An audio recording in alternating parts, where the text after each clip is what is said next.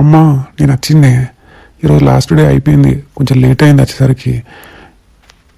ఎప్పుడు విను కొడుక, పొద్దుగల 10 గంటల విను, 7:30 అవుతుంది. ఇప్పుడు వచ్చేది 4 గంటల వరకు రమ్మన్నా. వచ్చినా మేయే నీకోసం చూసి ఎవరిని పనుగా మాట్లాడుకునే గిట్లనే ఆడ కొడుక. 4:30 5 గంటల వరకు వస్తాం అనుకున్నా.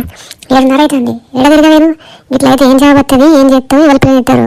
మీ మామ ఇప్పుడు కూడా ఫోన్ చేసిన మళ్ళీ నువ్వు గిట్లనే చేస్తే ఇంకా రేపు పోయి సంబంధం మాట్లాడతా నేను. అయ్యో కాదే అమ్మా, కాలేజ్లో లేట్ అయింది. ఈరోజు అందరూ సర్టిఫికేట్ తీసుకుంటారు కదనే, అందరూ కూడా లైన్ ఉండేసరికి పెద్ద క్యూ ఉంటే అక్కడనే లేట్ అయిపోయింది.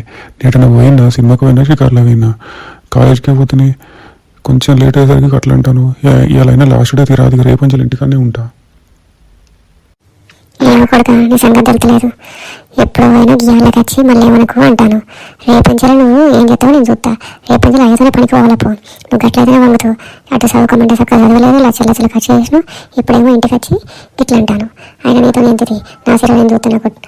అది లేకపోతే నా పానం పోతుంది. ఏం కూర అన్నవే? నాకెందుకో చికెన్ తినబుద్ధి అవుతుంది. కొంచెం చికెన్ తెస్తే చికెన్ తింటావని. ఇప్పుడు ఏదో పప్పు కూర అన్నట్టున్నావు కదా, పప్పు కూర నాకు పోదు. ఏంటి బిడ్డ, పప్పుడు చూడడు పోదా?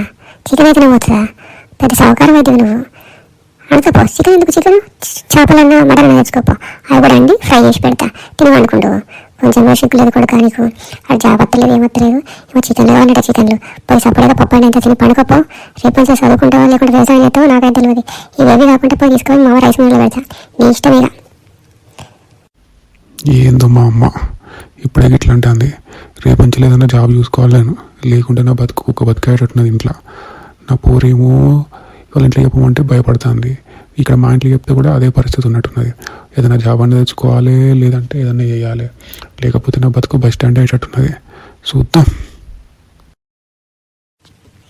చికెన్ కూర ఉన్నట్ట, చికెన్ కూర నా సీరలే పోతుందిరా అంటే మీకు చికెన్ కూర కావాలన్నట్ట.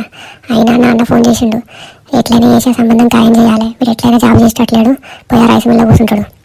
ఎట్లయినా ఖాయం చేయాలి. ఆయన నాకు కూడా మంచిగా ఉంటుంది.